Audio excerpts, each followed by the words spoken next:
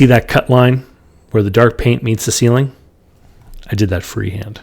Hey there, everyone. It's David Barnett from davidcbarnett.com, the blog site, YouTube channel, iTunes, SoundCloud, Google Play podcast, where I talk about buying, selling, financing, and managing small and medium-sized businesses. This week, 2 for 1. I've got 2 questions from Eric, and I've decided to wrap them all up into one video just so it would be more fun.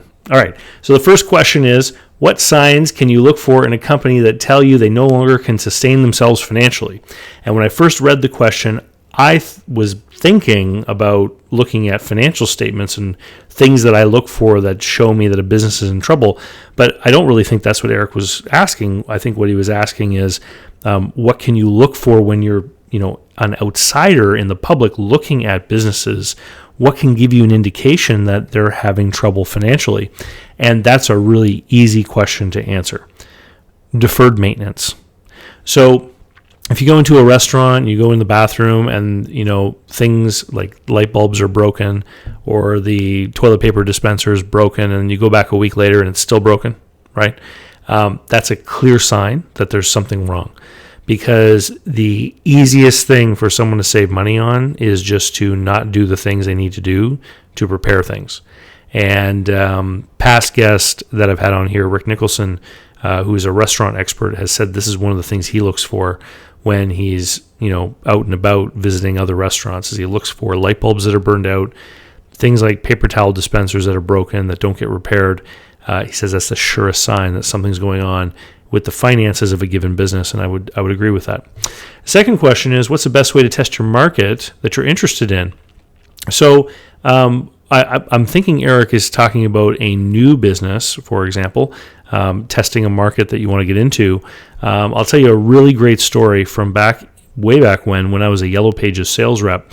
Of course, to make a phone book, there's a whole bunch of technical work that has to be done. People have to put the pages together, lay it out, prepare it for printing, all that kind of thing.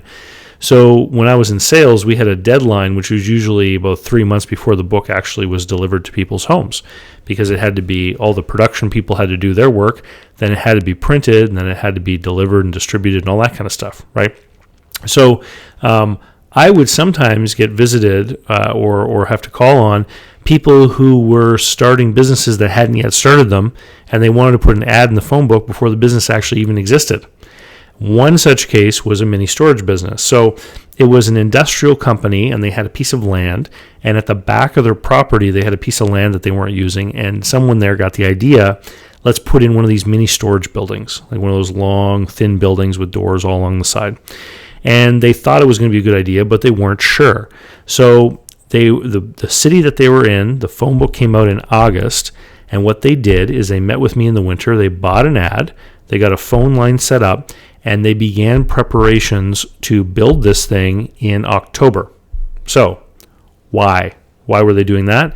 Well, because if nobody called them in August and September, they weren't going to build it, right?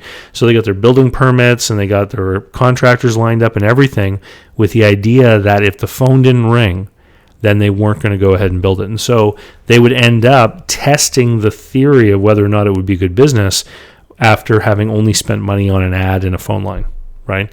So to answer your question more specifically, Eric, how do you test to see if the market you want to get into is a good one?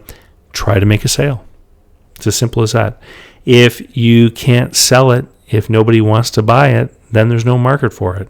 And even if you have to get into the market and find a supplier who would be a competitor of yours and resell their product for a while just to see what's going on or build a business for yourself before you invest in the capability of manufacturing or delivering the service yourself, it might make sense to do that, to see if there's enough people out there who want to buy it.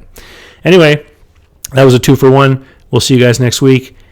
If you haven't already, go over to davidcbarnett.com. It's my blog site with hundreds of videos, access to my online training courses, and most importantly, you can sign up for the email list because the videos come out once a week, the podcast audio goes out once a week, but typically every day I send something interesting to the people on my list. And with that, we'll say see you later.